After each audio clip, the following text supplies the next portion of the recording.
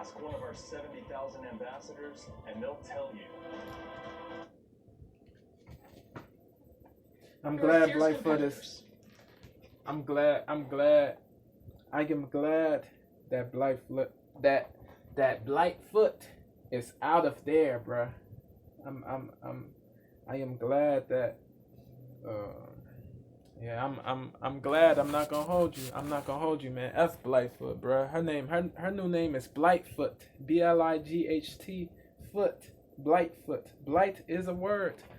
You know what I mean? She is a blight. Blight is synonymous to disease, destruction. You know what I'm saying? That's what blight is synonymous to. Destruction, disease, cancer. We're fierce competitors. F Blightfoot, bro. I did not vote for Blightfoot, bro. Real talk. In these last few months, but I will be rooting and praying for our next mayor to deliver. We're fierce competitors. I was born and raised in Chicago. I still live in Chicago. You know what I'm saying? We're fierce competitors. I'm from the land, from Chi City. But I will be rooting and praying for our next mayor to deliver. Crime is, this city is rife and riddled with criminality and crime, bro. It's terrible, bro. I hope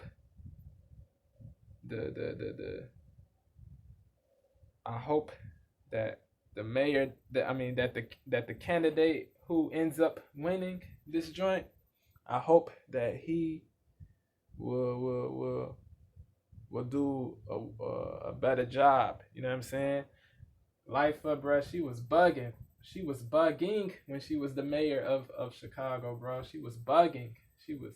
She was saying wild-ish, doing wild-ish, manipulating people, deceiving people, saying BS, saying canards, pushing false narratives, saying canards, mendacious statements, just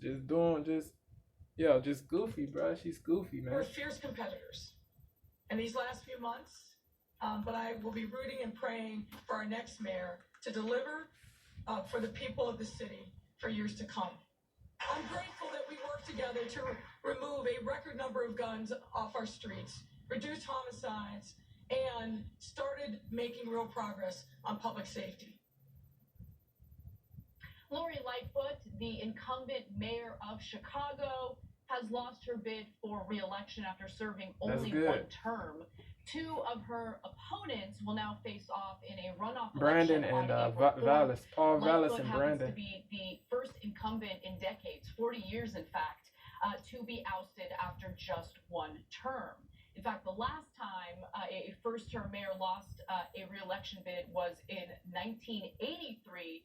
Jane Byrne was her name, and there's a lot of reasons that we can turn to kind of understand why Lori Lightfoot was only able to serve one term. Before we get to that, this is Anna Kasparian just from a photo of her the Young carrying Turks. a pack of Modelo after losing the election. And you know what? If I were in her shoes, I would probably feel the same way. And there's a lot I disagree with her on, to be honest with you, but her choice of Modelo is not one of my disagreements with her. I definitely have couple bottles of Modelo in my fridge right now. Now, let's move on to the actual substance of this story, because there's a lot to get to. Now, when reporters asked her why she thinks she lost her re-election bid, I think that her answer is one example of the failure I'm seeing among Democrats just across the board, across the country, okay?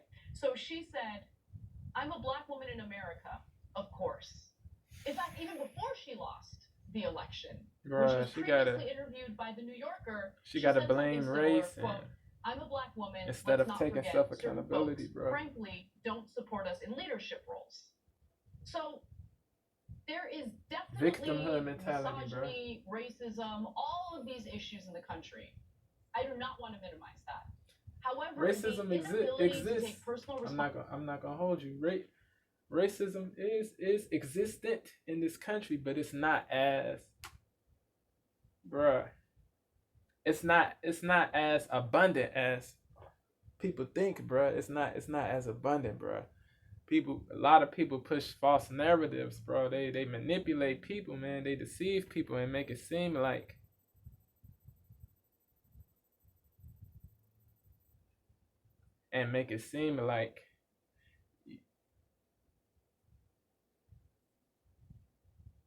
you cannot achieve certain things. You cannot achieve certain things because of your race, because of your gender, because of your of bruh.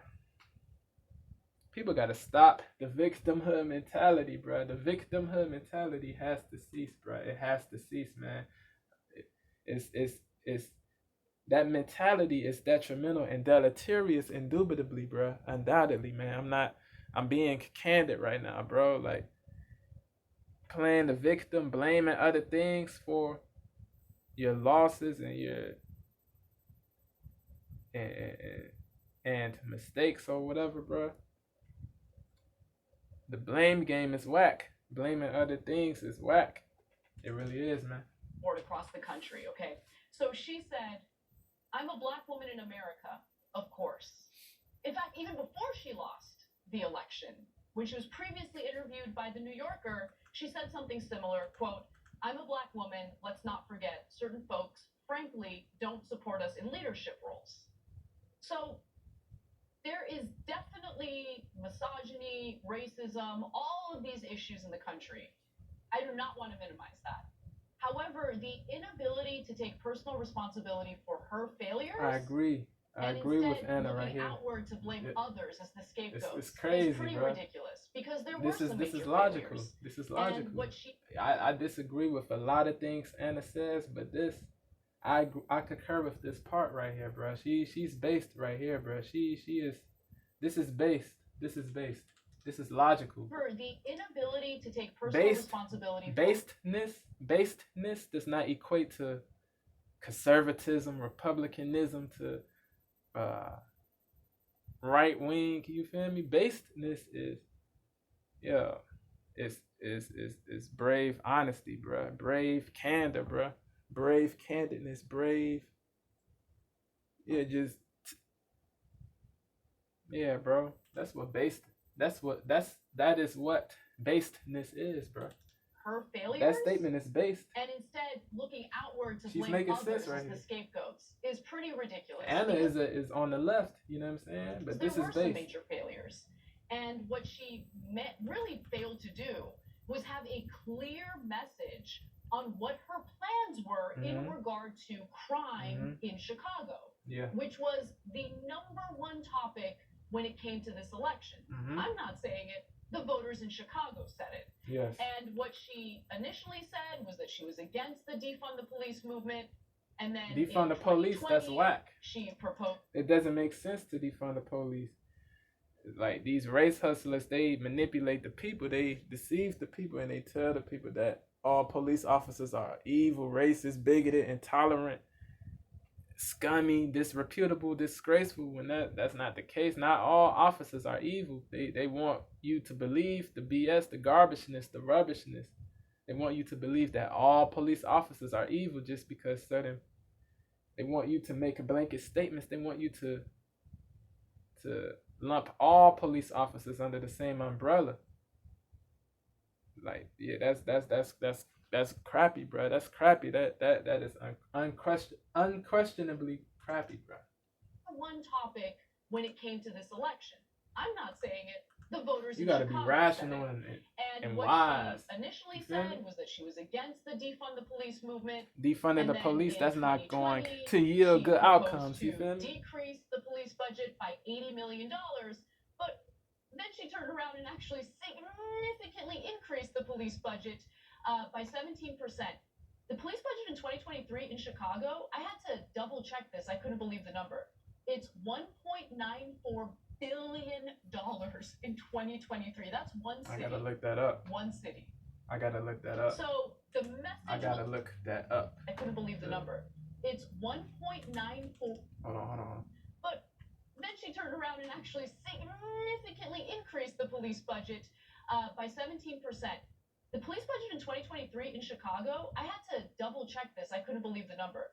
It's $1.94 billion in 2023. That's one city. One city. So the message was muddled. Anyone who tries to say that she was punished for pushing for progressive criminal justice reforms is lying to you. She did not push for progressive criminal justice reforms. However, crime was sky high in Chicago, and again, she lacked clarity on what to do about it. Now, Vias, I should say, former chief executive of Chicago Public Schools, and Brandon Johnson, a Cook County commissioner, will face off in an April 4th election to be the next mayor of Chicago. With nearly all the votes counted, Vallas led the pack with 34% of the vote, followed by Johnson with 20% and Lightfoot trailing with 16%.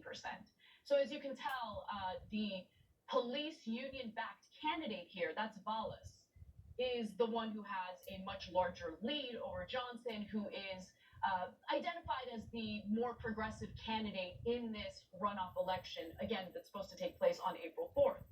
Now, what's interesting is during the election, for the most part, Lori Lightfoot kind of ignored Johnson, didn't really see him as much of a threat. But in the last few weeks, she noticed that he was experiencing an increase in the polling, and she started attacking him for being pro-defund the police.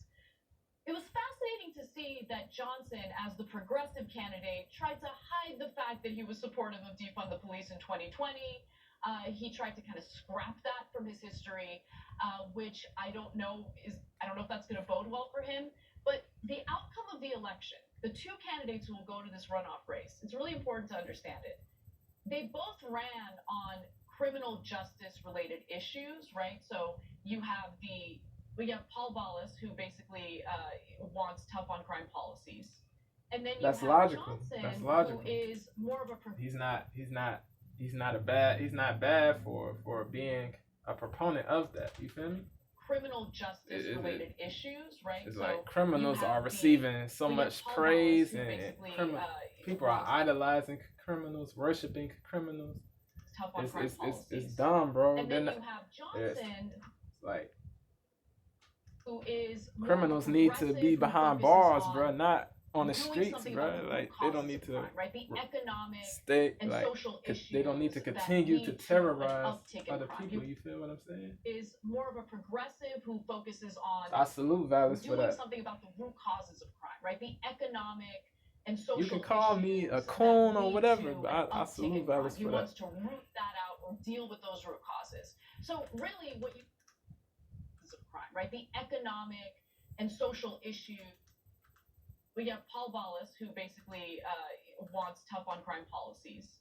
And then you have Johnson, who is more of a progressive who focuses on doing something about the root causes of crime, right? The economic and social issues that lead to an uptick in crime. He wants to root that out or deal with those root causes. So really what you see are two candidates who are addressing the same issue, but from two different perspectives. Whereas Lori Lightfoot was all over the place, and clearly people weren't happy with her. There's also commentary about how she was too combative or mercurial. I don't know about all of that. What I do know is when your constituents are concerned about something, and in this case it's crime, you got to take it seriously. Legitimate concerns. You got to make it clear that you have a game plan in tackling it effectively. Now, with that said, I do want to stop putting words in the mouths of people living in Chicago and have you hear from them yourselves. Salute to you for saying that. So why don't we take a look at the first video, and you'll kind of get a sense of where people are standing on the issue of crime. Public safety is the number one issue, and if we could address public safety, then we could address crime. For me, crime affects everything. It's the only issue that matters in this election. My brother was shot entering my freshman year of high school. R.I.P., man, R.I.P. I send my condolences. Mother and uncle have all been shot. One, she said, was mistaken identity. Another, a case of wrong place, wrong time. Many of those she grew up with have also been victims of gun violence. I can count on more than both of my hands how many classmates have died, because it's more than 10. I literally dropped to the ground. I was laying on the sidewalk thinking, I don't want to be the next person on the news that's killed by a stray bullet.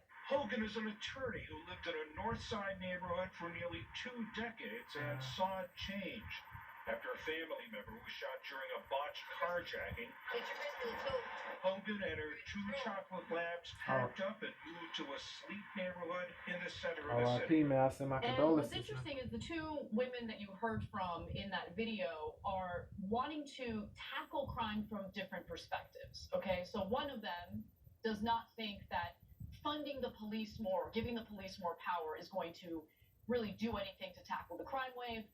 The other woman, the one who actually moved with her labs, she says, well, police have low morale. We need to support them. We need to encourage them to do their jobs, not come down hard on them. Again, it's interesting because the bad police officers, the truly bad police officers need to face consequences, should not continue to work for the departments that they work for. You feel what I'm saying? They should not, yeah, bro. They should be behind bars. They should, yeah, bro. They should be incarcerated. You know what I'm saying? And the truly, yeah, bro. We gotta appreciate the truly good officers, bro, that stand for morality, that don't abuse their power, don't abuse their authority, that don't mistreat others based on race or religion or whatever, that don't condone, that don't watch bad police officers abuse people. You know what I'm saying? They speak out against it. They know, like, they speak out against it, knowing that they can lose their jobs for speaking out against the scumminess, but they still speak out, and I salute those officers, bro. There's a lot of good officers, bro. Police have low morale. There's good and bad people in every community. People cannot be hateful towards all officers, bro. It makes no sense. Again, it's interesting because everyone seems to be concerned about the same thing. Low appreciation for police based on officers. What you hear from the electorate there, from the voters there are differences in how they want to tackle the issue, and the two remaining candidates who will face off in that runoff election, we need to support them, we need to encourage them to do their jobs, not come down hard on them. Again, it's interesting because everyone seems to be concerned about the same thing, but based on what you hear from the electorate there, from the voters there are differences in how they want to tackle the issue, and the two remaining candidates who will face off in that runoff election represent the two different sides in regard to how to tackle crime. So really, those two possibilities in tackling crime are on the ballot on April 4th. So with that said, I want a few more comments. I want to read a few more comments from people in Chicago, including Pilar, a 35-year-old, who says that she's voting in a mayoral election for the first time since moving to the city 4 years ago. She said she's been frustrated by crime in her neighborhood, noting that she's witnessed 2 carjackings that took place in broad daylight. I can tell you that I've experienced that as well in Los Angeles, I'm and it's sorry to hear that. Shocking. That happened With shootings to you. up in many Chicago neighborhoods, Vallis has capitalized on voters' feelings that Lightfoot's tenure has not made them safer. Specifically deal with the root causes. Far too often I hear, we need to deal with the root causes, mental health. Okay, great. How are you going to do it? Because simply saying it as a talking point isn't enough. Just talking is whack. Exactly what you plan Actions to do. over words. What is You the feel me? policy? Give us some details on that. Now, let's see how the two runoff candidates campaigned on the topic of crime. Okay, let's take a look at this next video. Yeah, I'm gonna actually stop it right here. I'm not gonna check out the whole thing. I'm gonna stop it right here, yo. Let me know what y'all think about this, bro. You know what I mean? My fellow Chicagoans, man. What do y'all think Lightfoot was a good mayor, bro? Let me know, man. Let me know. Do y'all think things will change for the better, bro? Do y'all think crime is gonna get there? You know what I mean? Do you think it's going to get worse or better in Chicago, bro? Let me know. Are y'all do some of y'all want to relocate, or you know what I mean? Are some of y'all, will some of y'all relocate to another city, another state this year? Yeah, man. Let me know. Let me know in the comments, man. Let me know. Let's talk, man. Let's talk. I'm gone.